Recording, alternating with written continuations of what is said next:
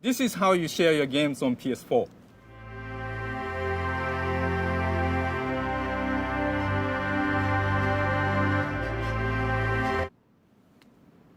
Thanks. Well, that was fun while it lasted. Yep, today Sony, and as far as we can tell, also Microsoft, is killing physical disc support in games coming out after 2028. But what does that really mean for the games that you have now, or the ones that you want to buy next year in 2027? Also, why now, and what does this mean for the PlayStation 6? And most importantly, is there anything gamers can do about this? Well, after speaking to a handful of people in the games industry behind the scenes off the record today, I do believe I have the answer to all of those questions. And I actually also think that specifically something could be done to stop this, or at least get a compromise out of Sony for some form of support for physical games next generation. But before I get to that, I first want to acknowledge two very important things up front. First of all, I'll just admit it. Yeah, like 90% of the games I own are digital. Obviously, for PC, it's been all digital since like 2010. But even for PlayStation, I guess, like, I remember getting Demon Souls, the physical disc version of that, when the PS5 came out. And I know my girlfriend got me God of War Ragnarok for PS5 for my birthday that year. But besides that, I think I might be able to count on two hands how many physical PS5 games I have. And that's in stark contrast to PS4, where I have like a whole shelf of PS4 games, and PS3, where I have like a whole bookcase of PS3 games. There's been a clear trend since PS3 for me to go more and more digital, not just on PC, but also on console. And I want to be clear about that yes, I know this is a trend, and I admit I was part of this digitalization trend. Another thing, number two, that I want to say up front is that I do believe that having the mere presence of physical games in an ecosystem is an inherently pro-consumer move. I imagine, I can see the statistics from my YouTube channel that, I don't know, maybe like a fifth or so of the people watching this are people that got into gaming with like maybe late PS4 gen or something, and they're just used to everything being digital. But to you people that statistically at least 10% of you say you couldn't care less if they get rid of a disk drive in the PlayStation 6, I put a poll out on my YouTube channel. To you, I have to say, actually having physical discs, having the presence of them in a generation still does keep your prices in check, even if you're only buying digital to a certain extent. And so even you should really care about this. Basically, having the presence, having the option to get a physical version of games for a console acts as a sort of insurance policy against a company like Sony and Microsoft for having complete control over the pricing of games. In fact, let me give you an example here. So let's talk about a game like Cyberpunk. That's a game that on PlayStation Network is currently $50. It's not on sale currently. Well, it was on sale though recently for $17.50, which is actually cheaper than what Steam is offering with their current magical summer sale, by the way. But let's say I missed that last PlayStation sale and I still don't want to pay full price, especially when I see on other platforms like Steam, it's cheaper. Well, I can just go to eBay and get the PlayStation 4 version of the game that comes with a free PS5 upgrade for just $12. So actually, despite what the Steam people would be bragging, Cyberpunk's still cheaper even during the summer sale on PlayStation, and that is because of the physical option. In fact, if you look, the full non-sale price for Cyberpunk on Steam is $60. It's $50 right now on PlayStation 5. So if they were both not on sale, PlayStation would actually be cheaper. And that's widely understood by the community to be because CD Projekt Red knows they have to compete with physical discs that they overproduced for a bad launch, and they were punished by gamers. In fact, at one point, Cyberpunk was selling for single-digit pricing on eBay because of how much they messed up. That gives gamers more options and more control against companies keeping flat prices even when they really don't deserve to do so. So whether you're someone that primarily buys your console games physically or digitally, having that option of physical releases really is like having an insurance policy against PlayStation or Xbox. It removes total control and means they need to think twice about jacking up prices or allowing a crappy game to launch in a bad state that can lead to oversupply, and then they can't sell their game for the higher price they want to long term ever again. PC gamers gave up this control to Valve decades ago, and now Sony and apparently Microsoft finally want this for their own platforms as well. All right, but before I get into why this is happening right now and what you can do about it if you're a PlayStation or Xbox gamer, I want to talk about what it actually means. The announcement Sony made today, ending disc production in 2028, allegedly. What does that actually mean if they do that? Well, I think today we can conclude at least 5 things from this announcement. The first thing being that technically nothing actually changes today, next week, or next year. I've reached out to like half a dozen sources at game studios, and they all say the same thing to me. They're still allowed to make physical games. Sony's not saying you better stop tomorrow. So for the foreseeable future, there will still be a decent amount of physical releases. In fact, one of my sources told me that Sony said that even after 2028, as long as before that year you've launched a physical disc-based PlayStation game, you can still reorder more discs to continue production or do another release of physical versions of the game, meaning that either Sony isn't actually fully ending production, they'll just do sporadic runs when they need to, and it's going to be very, very low volume after 2028, or that means they're going to produce so many discs in 2028 that they will then stockpile them, tell people to stop making physical games, and they think they'll have enough to service whatever requests they have for the foreseeable future. If I had to guess, it's actually that one. Now, point number 2, though, does that mean that Sony doesn't want to have any discs for PlayStation 6?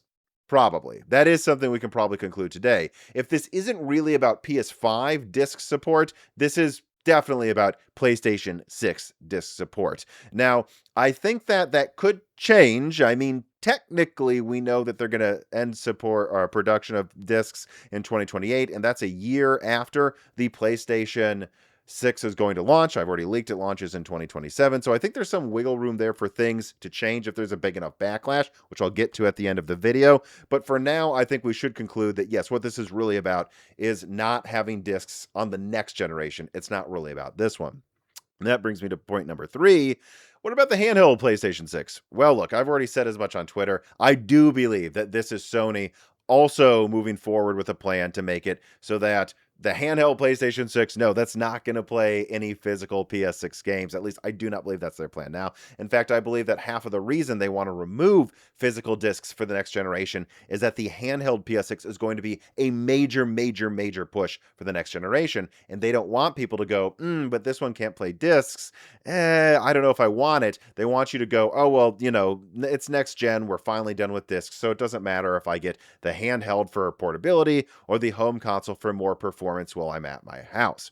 All right, now that gets me to point number 4 here, though. One thing that I think we can definitely also kiss goodbye to today, unfortunately, this does not make me happy, is any hopes for PlayStation 3 backwards compatibility. I'm sorry, Sony announced today that they are closing the PS3 store online. It's been 13 years since the PS3 has been Sony's lead console, and at this point, with the death of discs, PlayStation 3 games, like almost all of them, rely on a disc. So if Sony's killing off discs long term, that tells me they have no plans to eventually bring general backwards compatibility for PS3, or really for that matter, PS2 or PS1 games. Now, though, I do still think, and this is my final point, I do still think that we shouldn't write off that you might be able to play your PS4 and PS5 games on a PlayStation 6. They have many different ways they can do this, but I think we should maybe look to what they did with the PlayStation VR 1 for what at this point is most likely, and that is to say, disc support for PS4 and 5 will probably be an afterthought for PS6 if they're planning to stop production of discs, but they could totally make some USB-C device that plugs into a port on the PS6. It's like a white square that lets you slap on the PS5 disc drive, and that is what they offer for the hardcore fans that want to be able to maybe play Blu-rays, but then also play their old PS4 and PS5 games. They'll say, look, if you already have that, here's this $10, $20 adapter. You can still play all of your old games. Heck, this also still opens the door to playing PS4 and PS5 games on the PlayStation 6 portable. If it's in docked mode, you can plug this adapter into that. So I don't think we should write off, or I don't think we should assume that you won't be able to play all of your old PS4 and PS5 games on next gen. I would just assume that it might be more of an afterthought and less of a core part of the console. All right, so now that I'm done summarizing what I believe are the 5 takeaways from today's announcements, let me move on to the why now and what's probably going on behind the scenes that led to this. So I have a suspicion that this decision to try and kill off disk drive support for PlayStation 6 was probably a decision that was made in the past few months, if not honestly in the past month. I believe this, first of all, because speaking to my contacts at game developers, and I'm one of the game developers I spoke with is, let's say, one that's really, really close to Sony. None of them saw this coming. Seriously, they weren't even tipped off this morning. They saw the announcement when we did. And so this wasn't something that Sony was asking about and percolating about behind the scenes. I believe this decision was made fairly recently. And I think a lot of it has to do with trying to find one more way to keep costs down and profits up. You see, I exclusively detailed that if prices stayed where they are right now for component costs into late 2027, that the PS6 could cost just under $1,000. That's right. I said that 3 months ago, actually. This isn't new news like I've seen circulated out there. Although, to be clear, one thing that differs from that video I did compared to how people are talking about it now is that the point of that video was that I found it incredibly unlikely that prices would be that high in 18 months. And so I saw $1,000 as definitely the absolute maximum price for the PS6. Like, I was like, if everything's at its worst, and I still think this thing would be like $950, no, I don't think the PS6 will be over $1,000. And I still don't think that it will be. I stand by that. I do not believe the PS6 will be above $1,000. However, perhaps Sony is still nervous, right? Perhaps Sony is realizing that that giant pile of GDDR6 that they bought earlier this year that's allowed them to keep their prices lower than Xbox and certainly lower than Steam Machine and a lot of their other competitors, maybe they're realizing that they're going to have to negotiate another garbage contract before prices are even remotely back to normal. And they see that and they go, are we so sure that we can get away with our current design that I believe the original one did have some sort of disk drive, even if it was removable? Are we still sure we can get away with this and keep our price where we want it to be, which I believe is probably somewhere between $600 and $800? I think maybe they started to get more and more concerned recently, and they realized that if they remove the disk drive for at least PlayStation 6 games, that they are locking future games into a more controllable pricing environment that would allow them to easily justify subsidizing the PlayStation 6 quite a bit. No, they're not going to subsidize the PlayStation 6 price like they did the PS3. Sony's already said they'll never do that again, but their usual operating thing is that they do like maybe a 10% loss to selling it at cost thing. That's what they've done with the PS4, PS5. I believe that's what they will do with the PS6, and maybe they're worried that they won't be able to get away with a, $800 price point, let's say, unless they remove the disk drive and tell themselves that they now have better control over the profits of games. I do believe that that's kind of what's going on here. And by the way, the timing of this announcement is no coincidence. In case you missed it, Steam Machine just face planted hard. In my polling on Moore's Law's Dead, the YouTube channel, it's actually less popular than PlayStation removing discs. More people have problems with the Steam Machine's price than they do with PlayStation removing discs overall. And Xbox is in the middle of an absolute low in the press cycle as Asha Sharma continues to kill off and screw over studio after studio as they prepare for massive layoffs. I still don't believe we've seen the half of it yet. So from Sony's perspective, when it comes to why announce this now is a great time to let their bad news get buried by the worst news from their competition. And so, yeah, that's where it all comes together. I believe Sony soft made a decision a month-ish ago or whatever that maybe they should remove disk drive support from the PlayStation 6, and they should do so while their competition is having a really bad news cycle. I then believe that they tipped off Rockstar and said, you know what? We're considering removing disk drive support. Rockstar is going to be, GTA 6 is going to be a very, very close partner of PlayStation, apparently, like an unprecedentedly close partner for that launch. So I believe Sony tipped off Rockstar and said, most of your sales are going to be on PS6 anyways. You're launching this near the end of the console gen. If you just want to do no physical release, we would be okay with that. And so then GTA 6 announced there won't be a physical release because it's really a PS6 game launching early to PS5.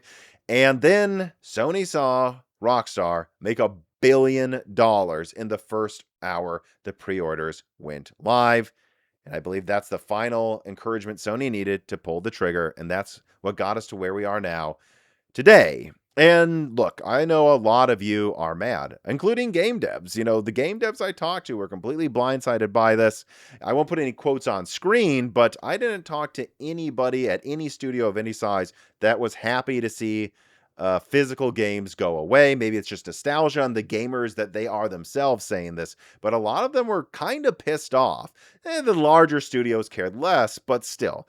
For the most part, game devs do like the option of having like special editions of physical games. They would like to be able to do so if they want to, and they find the game codes in a empty box at Best Buy, well, almost empty, it has a game code in it at Best Buy, a really lame solution.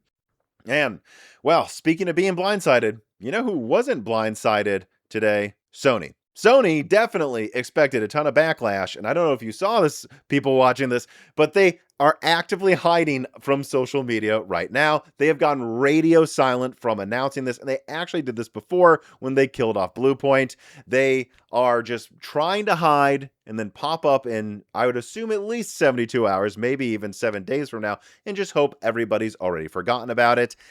And I don't think we should let them. I mean it, people watching this. If you care about the death of disk drives, and according to my polling on the Moore's Law is Dead community, which is probably at least half, if not mostly PC gamers, even there, it seems like at least 37% of you absolutely hate this. And then another 23% bringing the total to 60% of you do not like this. Get out there, get in the comments, every single post, tweet, video that PlayStation drops, spam outrage in the comments. I mean it. You see, right now, Sony is hoping to get all of the bad news for PlayStation 6 out of the way for this year, and then pray that you get used to it by 2027, and then continue with big announcements and a big rollout with all good news next year after all the bad news was put out now. They want you to not remember it when the PS6 is announced.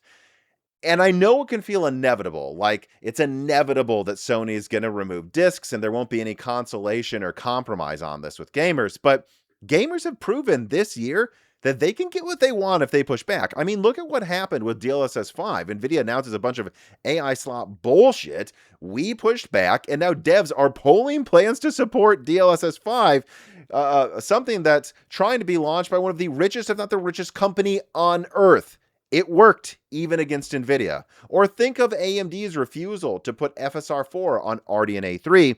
For like half a year, AMD gamers were relentless. AMD could not post anything on Twitter, on YouTube. It wasn't even videos that weren't even about gaming were spammed with outrage. And eventually, AMD was bullied into supporting the prior generation of their graphics cards with the latest software. And it works great. I'm glad they were bullied into doing something right. This year, gamers really have proven, in my opinion, that they can win if they fight. So right now, Sony is going to go radio silent for 72 hours or more, show up next week, and hope you don't remember. I don't want you to let that work. I'm not sure there is a way to completely put the genie back in the bottle here. I can't promise you that they can make everything right, but considering they plan to stop production in 2028, a year after the PlayStation 6 comes out, I just believe that there is a consolation solution if there was enough backlash. Because, by the way, any argument, too, that nobody buys physical discs is wrong. I know some people think that, but that's not true. Yes, from this chart on screen here, you can see that digital was taking and continues to take a larger and larger part of the pie over time, but physical discs aren't trending towards zero. That's a misconception. It's actually almost plateaued after 2020. Not quite. I didn't say it plateaued. It almost plateaued. It is still declining, but it's not declining at an accelerating rate. Like, remember, 15 years ago, it was like every year digital market share for game sales like doubled in size. That's not what's happening. It's trending towards a plateau where about 20% of games sold on PlayStation remain physical. If Sony thought 20% of their sales were going to go away next generation, especially while they're kind of desperate right now with a games industry that's going through quite a rough period, I think they'd compromise. I think they would find a way to have some sort of disk drive you can carry over, or let game devs do physical releases if they want to. They would just say, don't expect it to be the norm anymore. And I think that would be preferable for all of the things I outlined earlier in this video. Having more choice, having more options is more pro-consumer is better for this community. And ultimately, corporate roadmaps are not carved in stone. We're over a year from the release of the PlayStation 6. What corporations do is they do stress tests for consumer compliance. If a unified backlash broke AMD's software segmentation for FSR4, I believe it can break Sony's complete murdering of physical media, at least the complete murdering. And by the way, I will say too, they can totally afford to subsidize the PlayStation 6 and still have the option for physical discs. They can afford both. They've done it multiple gens. They're just trying to up their profit margins further while having a small subsidization for next gen. I think they can afford both. And if you don't believe gamers can make a difference, again, watch the video I'm putting on screen here. It's basically a blueprint for what I think PlayStation fans should do now after watching what AMD fans already did this year. And otherwise, the only thing I have left to say in this video is, are you planning to build a new PC soon because you're gonna abandon PlayStation? Well, if you're going to do so, do it at the sponsor of this video, Micro Center. Micro Center is indeed the sponsor of this piece of content, and I believe they're one of the best places to get the best prices on PC components. Even during a RAM apocalypse, they have deals right now where you get free RAM with CPUs and a free motherboard as well. Right now, you can actually shop Micro Center's Back to School Savings event already. There's a link in the description for that, and you can get a free 128GB USB at either their new Micro Center Austin or Columbus, Ohio location. That's right, at both of those locations, you don't need to buy anything. You just need to sign up ahead of time and show up, and you'll get a free flash drive. Also, check out the link below to visit their Micro Center news page so you don't miss any upcoming releases. And besides that, thank you for watching this video. If you enjoyed it, please hit the like button, please share it, please comment, please hype it, and please consider subscribing to Moore's Law is Dead on YouTube. All of those things help the channel a ton. But of course, the best way to help the channel is to support Moore's Law is Dead on Patreon. Support me there, support Gerard there, support Dan there, support Jean-Philippe there, and support Carbon Cry there. The Moore's Law is Dead team cannot do this without you, and supporting us directly on Patreon keeps us honest, as we don't need sponsorships that badly if we keep having a growing Patreon where we're just paid to say what we think, and that's what I at least try to do here at Moore's Law is Dead. Also know that even at the $1 tier, you can ask guest questions and get access to dozens of die shrinks. Actually, the next guest will be Steve from Hardware Unboxed. So you should see a request for questions come out in the next day or two. Join the Patreon right now to be able to ask Steve questions for the next episode of Broken Silicon. And otherwise, for everybody else, at a minimum, if you made it this far into the video, thank you for watching.